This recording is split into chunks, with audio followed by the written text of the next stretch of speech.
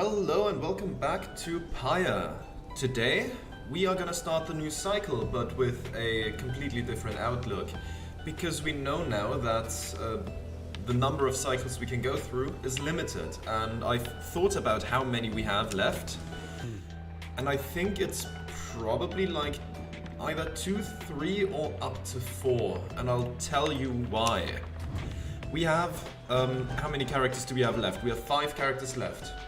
So, if we have, we can free probably 3 more people, right? That's at least my guess. That would make it 3 more trials.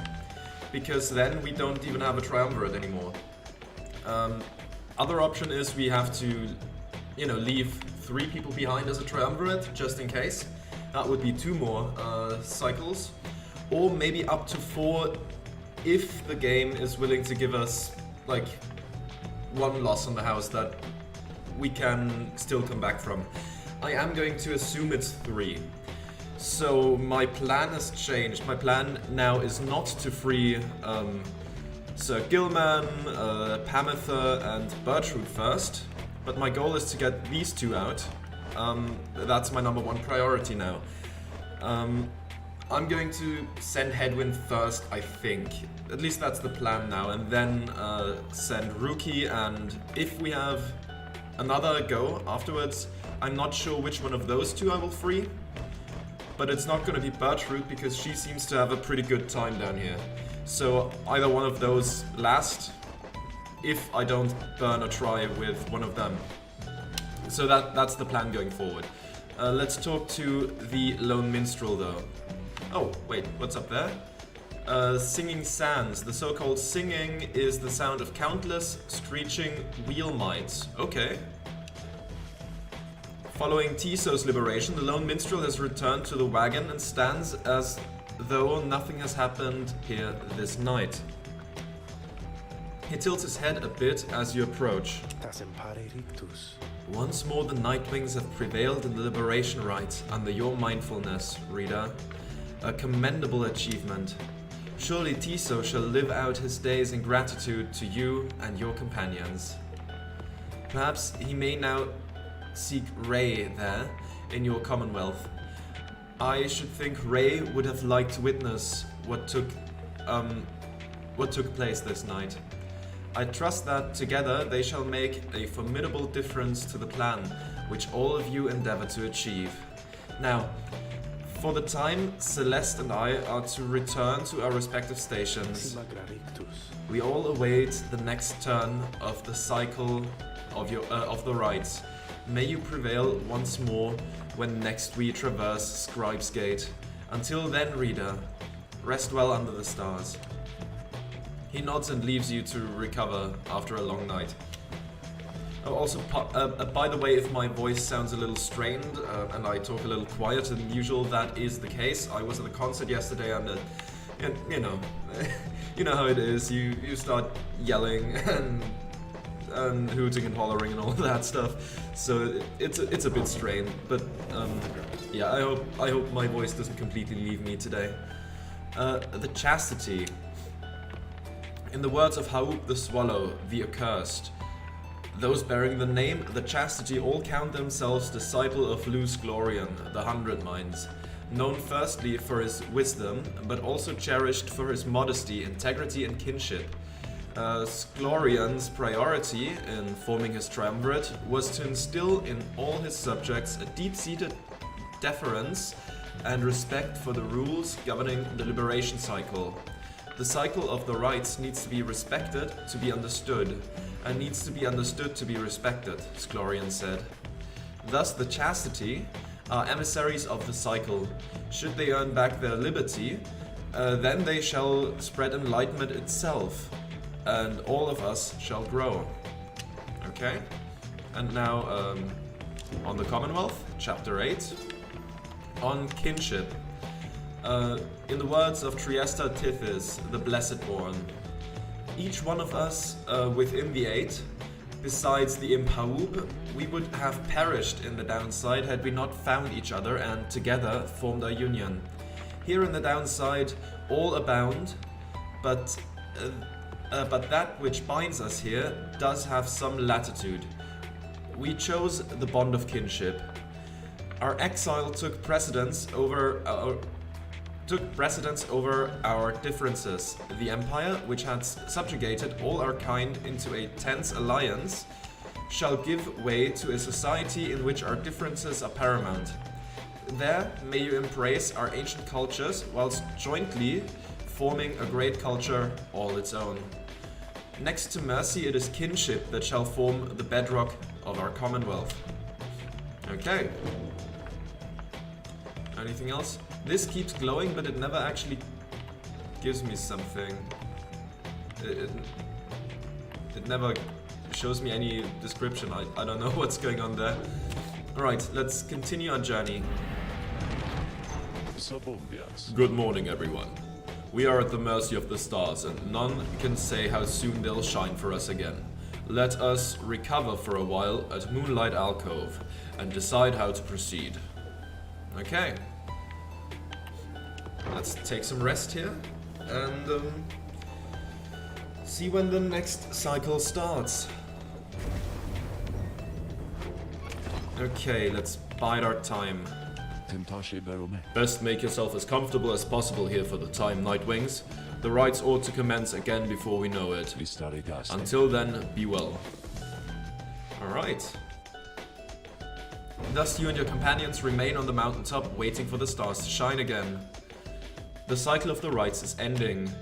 The news that Volfred and the Lone Minstrel revealed to you now threatens to disrupt the group's resolve. Who most deserves their freedom? Can there be any hope for your revolutionary plan to change the Commonwealth if too few exiles manage to return?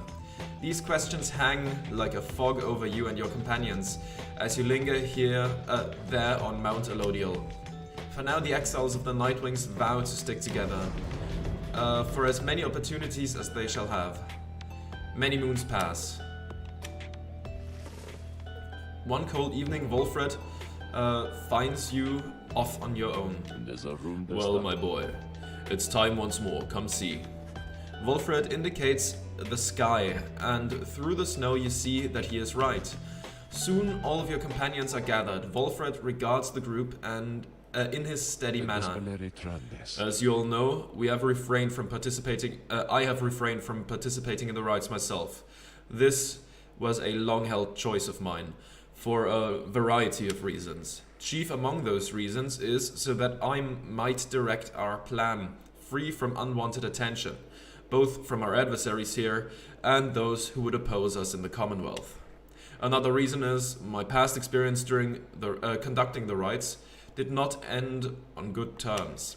Before my time, the Nightwings comprised 3 exiles: Brighton, Ariza, and Orlek.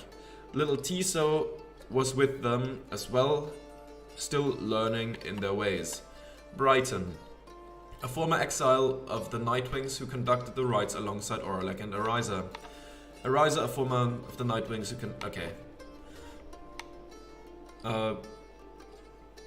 betrayed and abandoned in his moment of glory. Okay. After Brighton regained his freedom in the liberation rites, the Nightwings took me in. A story for another time. But for one thing, I had capacity to read the ancient book. Anyway, when next we earned our way into the liberation rite, Orlek was anointed for return. He had long been in exile and his horns were beginning to show. We prevailed. Little Tiso snuffed the accuser's pyre. Thus Orlek earned his freedom. However, just as the shimmer pool was to engulf him, Ariza, she shoved him from the precipice and took her freedom in his stead. She perished, of course, only the anointed can transcend the shimmer pool, but she thought the warnings were a myth and paid the price. She was always restless. I presumed Orlek perished too. To survive a fall from Mount Elodial, I was left alone.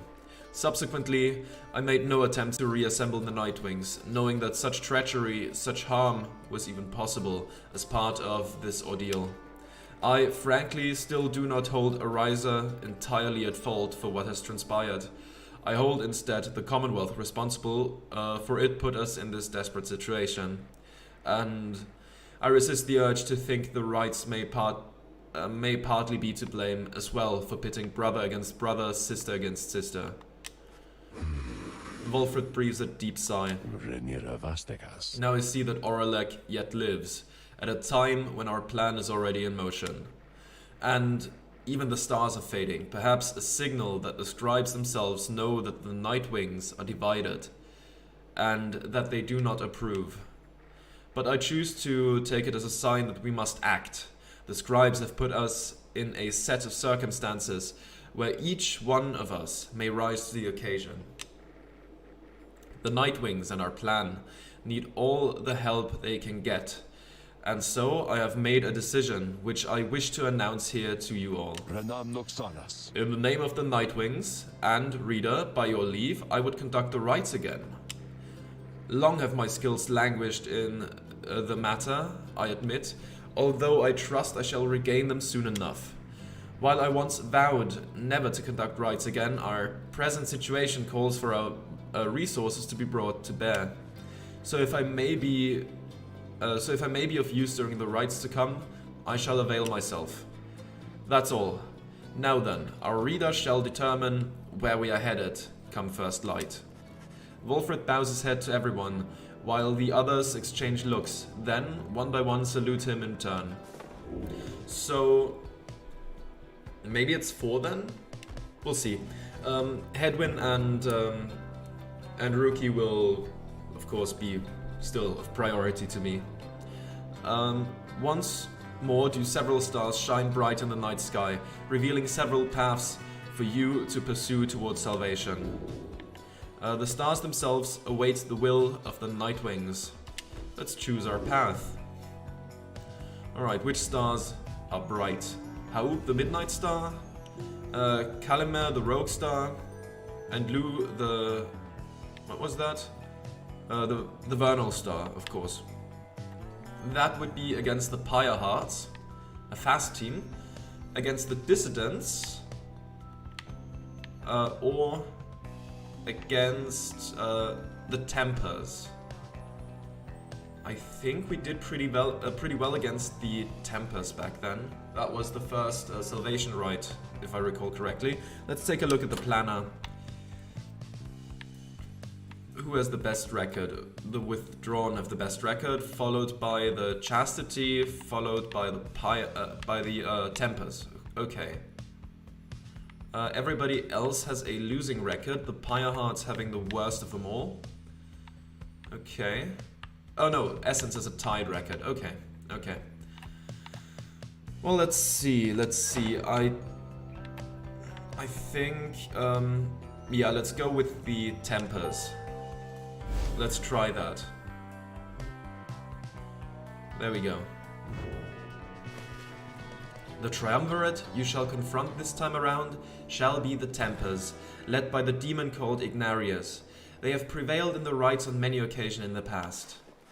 The lone minstrel then offers you such details as he knows of your next adversary. Ignarius, a long-time resident of the Downside, as evidenced by his appearance, the strongest of the Tempers, he has waited years to earn his freedom. Born to a middling Commonwealth family, he got into trouble early and often, but found his calling in the Commonwealth's not entirely legal red light district. There he took many jobs, most involving his sheer size. Most notably, he was a bouncer at the Starry Eight, which he came to symbolize his reputation.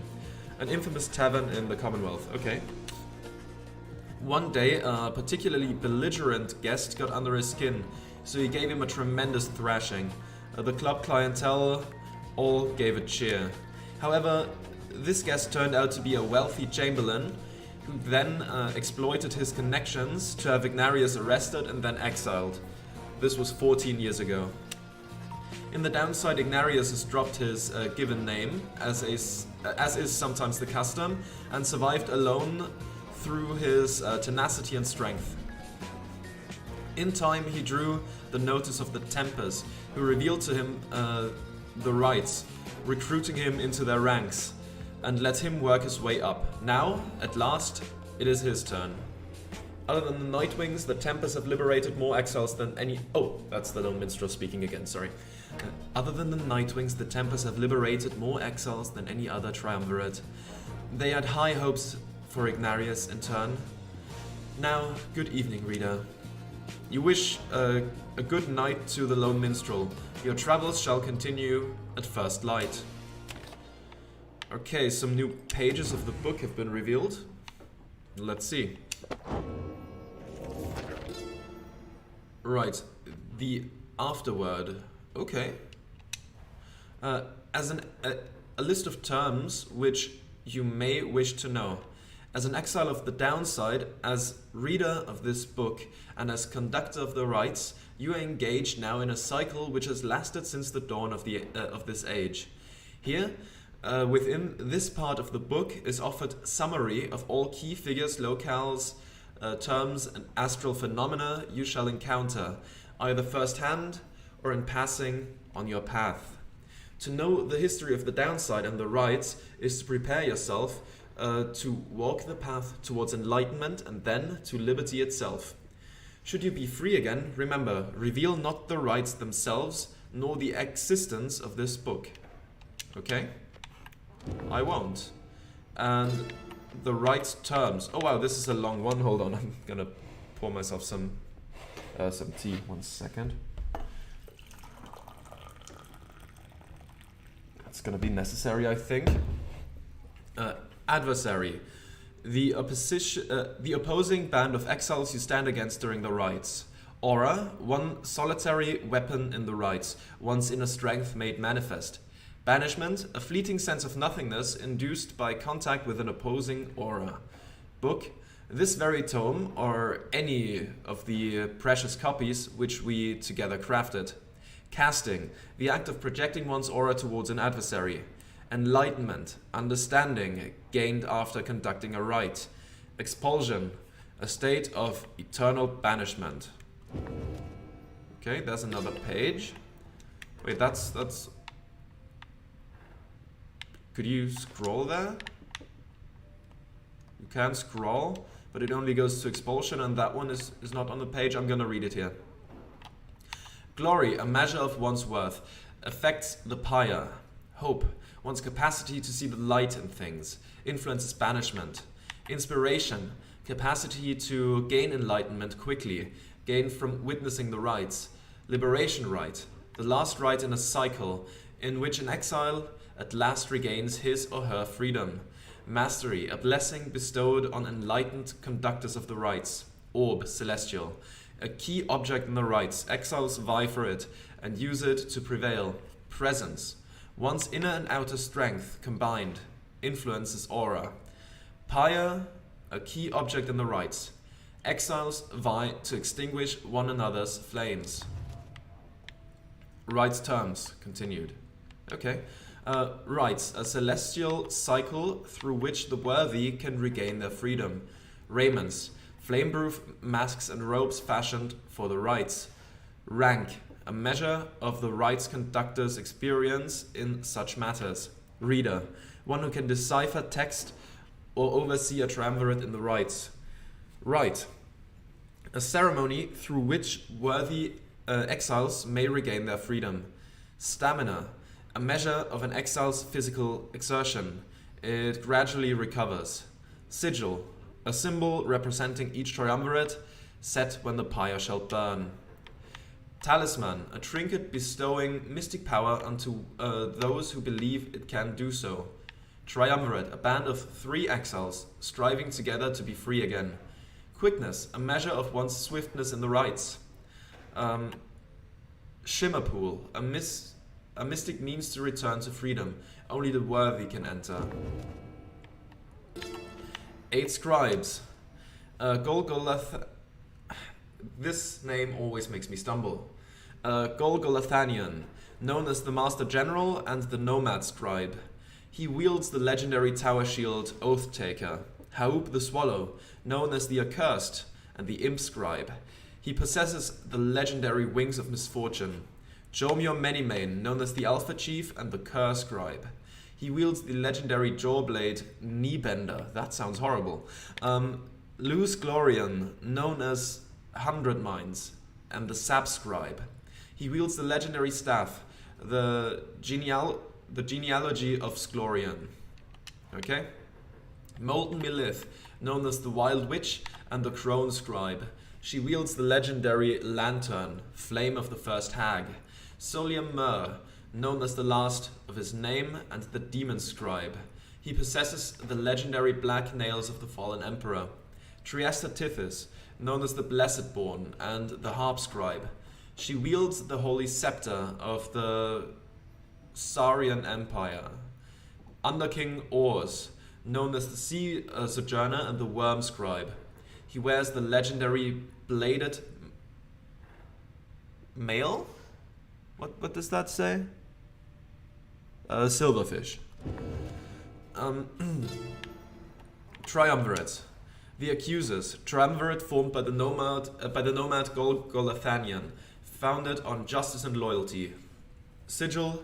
Shattered Scale. The Beyonders. Eternally expelled. Not a true triumvirate. Sigil. Forked Star. The Chastity. Triumvirate formed by the Sap Luz Glorian, founded on integrity and modesty. Sigil. Bloomflower.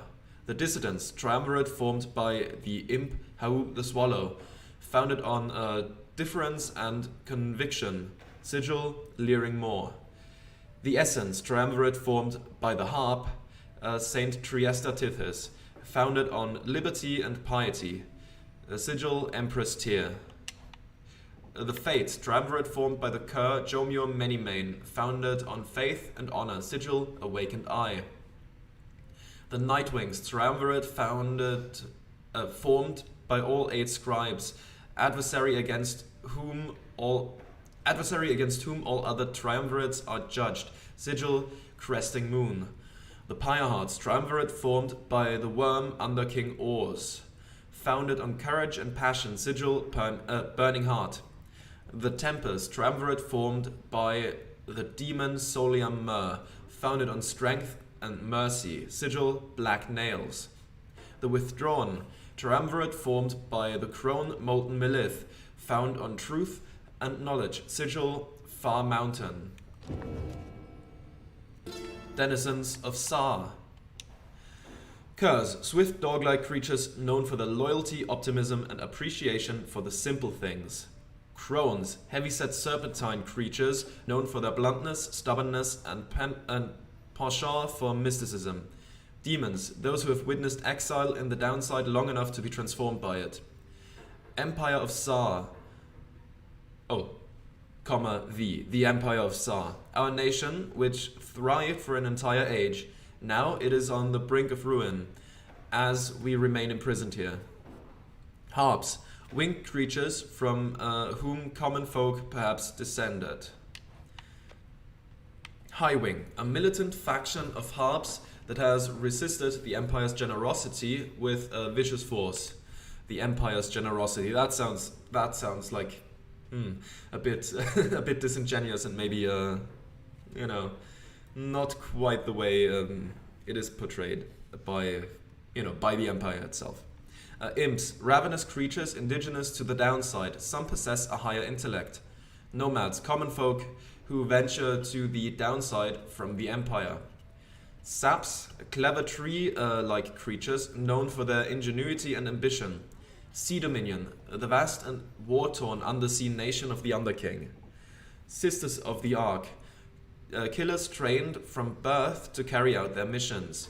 Worms. Intelligent amphibians of the Sea Dominion, known for their chivalry and determination. Downside regions. Black Basin, a land of black glass, searing vapor, and strangling forests. Single largest region of the downside. Deathless Tempest, a storm which perpetually rages in the Sea of Solace. Exiles of the Sea Dominion claim responsibility. Downside Prairie, one of the downside's only verdant regions, although tempest-swept and overall unlivable. Flagging Hands, a gloom-filled, generally foul and desolate region of the downside, beyond which lies the sea. Jomyo Valley, a sprawling, sand-swept fossil wasteland towards the south.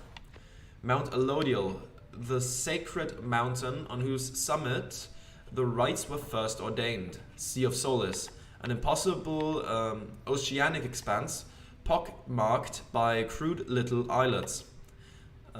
Sklorian Shore, a frozen oasis tucked between the chaos of Waking Wood and the sacred mountain Elodial. Southern Sandfolds, the southern edge of the downside, an unlivable waste. Worm Gulf, the tempestuous sea of Solace lies beyond this stagnating body of water. Celestial Landmarks. This is going to be a Loredump of an episode. Maybe I'll make it a bit longer. The Cairn of Haub, located in Jomyo Valley. Here the accuser imp felled the bone titan, Shaq's six shoulders. That's a tongue breaker. A tongue twister, not a breaker, Jesus. That would be horrible. The Fall of Soliam, located in Mount Elodial. Here the 8 scribes gathered and ordained the rites. Only from this point may worthy exiles regain their freedom at the base of the inverted fall. The Glade of Lu, located in Black Basin. Here Old Hundred Mines himself vanquished the root titan limbless Arizek. The Hulk of Oars, located in the Sea of Solace. Here the Underking felt the sea titan Unfathomed Plurns upon the carcass of the doomed exploring vessel Dazraban. Isle of Kaelma. Sorry about that. Isle of Kaelma, located in Deathless Tempest. Here fled the traitor Kaelma, Rope Caller, and was vanquished by the Imp Titan, the Tattered Mantle. Nest of Trieste, located in Black Basin. Here the Blessedborn vanquished the Nightmare Titan, Sylvia's Horse-Headed. The Pit of Milith, located in Flagging Hands. Here the Wild Witch sealed the physical form of the Astralborn. The Ridge of Goal, located in Downside Prairie. Here the Master General vanquished the Serpent Titan, Lord Gandroth. The Spring of Jomyo, located in Jomyo Valley. Here the Alpha Chief vanquished the dreaded Hive Titan, Biolanthius. Greater Titans. Biolanthius, the Hive Titan, vanquished by the scribe Jomyo Manymane. Dullness, the Locket. The Ash Titan routed by the 8 scribes in Black Basin. Endriga, the Widow, the Blood Titan, vanquished by the scribe Underking Oars and the Sea Dominion. Limbless Arisek, the Root Titan, vanquished by the scribe Luce Glorian. Lord Gandroth, the Serpent Titan, vanquished by the scribe Golathanian. Sungrease, the World Titan, slain by the 8 scribes atop Mount Elodial. Shaq's 6 shoulders, the Bone Titan, slain by the scribe Haub the Swallow. The Tattered Mantle, the Imp Titan, slain by the traitor Kaelma Ropecaller. Time Singer Harn, the Sky Titan, routed by the 8 scribes in Flagging Hands. Unfathomed Plurns, the Sea Titan, vanquished by the scribe Underking Oars. Sylvia's Horse-Headed, the Nightmare Titan, vanquished by the Astro Scribe Saint Trieste Tithys. Why is something Astralborn, the Star Titan, sealed away by the scribe Molten Milith? Oh yeah, that... I remember, I think, hearing the name. They just don't want to spell it out here, but I don't remember the name exactly. Maybe it will come to me later, maybe someone will mention it. Olden Stars. There really is a bit of a lore dump here, isn't there? Aqueth, the star of the Songfisher. Those born under it are well-cultured and influential. Arche, the star of the Sandrunner. Those born under it are adventurous and outgoing. Capriast, the star of the Moonstone Hunter. The Moonstag Hunter, not Moonstone, sorry. Those born under it are ambitious, though also discontented. Cassius, the star of the 7th Jester. Those born under it are complicated. Lenoriel, the star of the Silver Spear. Those born under it are devoted and faithful. Librecht, the star of the Black Saddle. Those born under it are skilled negotiators. Geminian, the star of the First Empress. Those born under it seek knowledge and new experiences. Pyre, the star of the Wooded Watcher. Those born under it are mysterious and alluring. Sagittol, the star of the Whistling Prince. Those born under it possess a natural exuberance. Scorpus, the star of the Old Cutter. Those born under it are wiser than most. Turond, the star... Toruand. Toruand? The star of the Greater Oarsman. Those born under it are cool, calm, and collected. Verdun, the star of the Broken Bower. Bowyer? Bowyer? I don't know. Those born under it are steadfast and narrow-minded. Ah, and that's it. Okay. So yeah, that's the Loredump episode, and next we'll go and make our journey to the place we've decided on. Alright.